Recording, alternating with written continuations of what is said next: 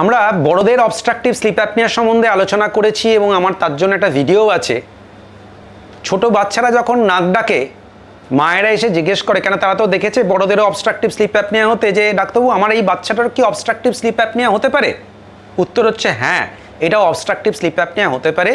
বাচ্চাদের obstructive sleep apnea হয় যেটা আন্ডার রেকগনাইজড এবং খুব ভালো ট্রিটমেন্ট দেওয়া হয় না, কিন্তু অনেকটা ক্ষতি হয়ে যায় বাচ্চাদের।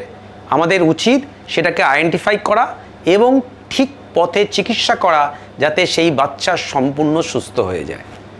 বাচ্চাদের অবস্ট্রাকটিভ স্লিপ অ্যাপনিয়া তাহলে বুঝবো কী করে? এই বাচ্চাগুলোও নাক ডাকে, নাক বন্ধ থাকে, মুখ খুলে নিঃশ্বাস নেয়, রাতের বেলা ঘুমোতে ঘুমোতে নাক ডাকে এবং নাক ডাকার মাঝে মাঝে একটা বন্ধ হয়ে যায় নিঃশ্বাস, যেটাকে পজ বলি। নাক ডাকছে বন্ধ, কিছুক্ষণ বাদে আবার একটা জাগ দিয়ে উঠে পড়ছে। দিনের বেলা মুখটা খুলে নিঃশ্বাস নেয়, মাঝে মাঝে ঘুমিয়ে পড়ে, কারণ তাদের রাতের বেলা ঘুমটা খুব একটা ভালো হয়নি, এই নাক বন্ধ থাকার জন্য ডিপ ঘুম হয়নি, তার ফলে মাঝে মাঝেই ঘুমিয়ে পড়ে।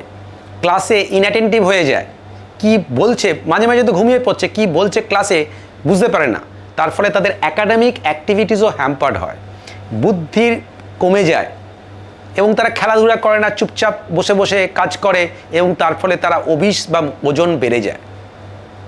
এক জায়গায় শুয়ে দিলে গড়াতে গড়াতে আরেক জায়গায় চলে আসে, কারণ তারা পজিশন চেঞ্জ করতে থাকে, কোন পজিশনে সে ভালো নিঃশ্বাস নিতে পারবে চেষ্টা করে দেখে। এগুলো যদি থাকে তখন বাবা মার উচিত ডাক্তারের সঙ্গে যোগাযোগ করা, কারণ এগুলো অবস্ট্রাকটিভ স্লিপ অ্যাপনিয়া বাচ্চাদেরও হতে পারে। বাচ্চাদের অবস্ট্রাকটিভ স্লিপ অ্যাপনিয়ার কারণ বেশিরভাগ ক্ষেত্রে দেখা গেছে টনসিল বা অ্যাডিনোটনসিলার হাইপারট্রফির জন্য হয়।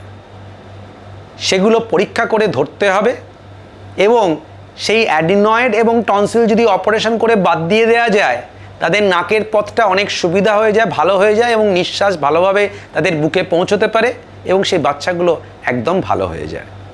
তবে হ্যাঁ, আমাদের ডাক্তারের দরকার আগে স্লিপ স্টাডি করে দেখে নিতে হতে পারে। অ্যাডিনোটনসিলার অপারেশন করার পরেও আবার স্লিপ স্টাডি করে দেখে নিতে হতে পারে, যাদের রেসিডুয়াল ওএসএ রয়ে গেল কিনা। বলা হয় টনসিলের সাইজের উপরে ডিপেন্ড করে না ওএসএ, সেজন্য অপারেশন করার পরেও যদি তাদের রেসিডুয়াল ওএসএ রয়ে যায়, সেগুলো কিন্তু কারেকশন করার প্রয়োজন হতে পারে। তাহলে কি বললাম, বাচ্চাদের ওএসএ হতে পারে, আমাদের সচেতন হতে হবে। যে বাচ্চারা নাক ডাকছে, মুখ খুলে নিঃশ্বাস নিচ্ছে, দিনের বেলা ঝিমিয়ে পড়ছে, ক্লাসে ইনঅ্যাটেন্টিভ বা রেজাল্ট খারাপ করছে, অ্যাডিনোটনসিল আছে কি না দেখা, বেশিরভাগ ক্ষেত্রে অপারেশন করা, রেসিডুয়াল কিছু রয়ে গেল কি না ওএসএ সেটা দেখার জন্য স্লিপ স্টাডি প্রয়োজন হতে পারে।